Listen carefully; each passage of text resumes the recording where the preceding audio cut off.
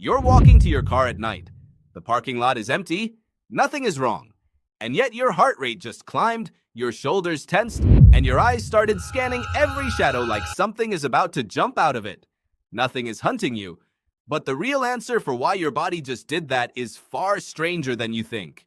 Your brain isn't reacting to tonight. It's reacting to a version of the world that stopped existing 10,000 years ago, and it never got the memo.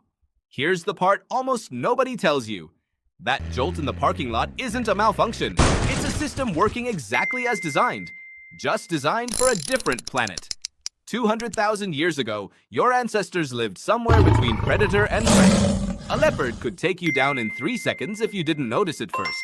So evolution built a shortcut, a part of your brain that reacts to danger before your conscious mind even processes what it saw. That shortcut has a name. Researchers call it the amygdala, and neuroscientist Joseph LeDoux spent decades mapping how it works.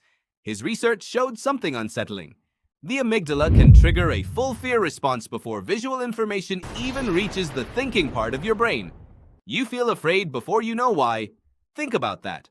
Your body can decide something is dangerous before your mind has any idea what something even is. That's not a flaw. A hesitation of half a second was sometimes the difference between an ancestor who survived and one who didn't.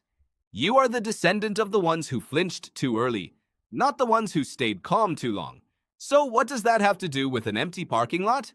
Your brain doesn't have separate wiring for modern threats. It's running ancient software on new hardware. Low light, reduced visibility, unknown space where something could be hiding. To a brain built on Savannah logic, that's still enough to sound the alarm. Here's where it gets stranger. Your body doesn't just imagine the danger, it prepares for it, fully, as if it were already happening. Physiologist Walter Cannon first described this response almost a century ago, and gave it the name you've heard 1,000 times. Fight or flight. Adrenaline floods your bloodstream.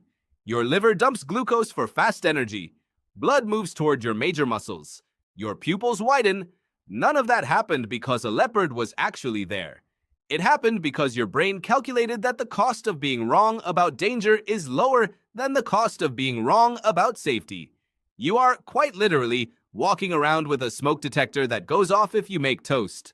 Stanford neuroscientist Robert Sapolsky has spent much of his career studying what happens when that ancient system gets triggered by things it was never built for.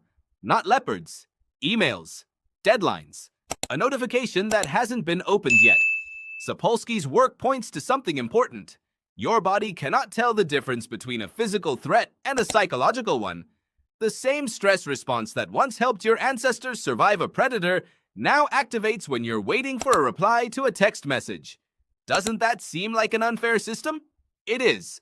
Evolution moves slowly. Culture moves fast. The gap between how quickly your environment changed and how quickly your nervous system caught up is exactly where most modern anxiety lives. So why does this matter for you today? Because once you understand what that jolt actually is, it starts to lose some of its power over you. That racing heart before a presentation isn't a sign something is wrong with you.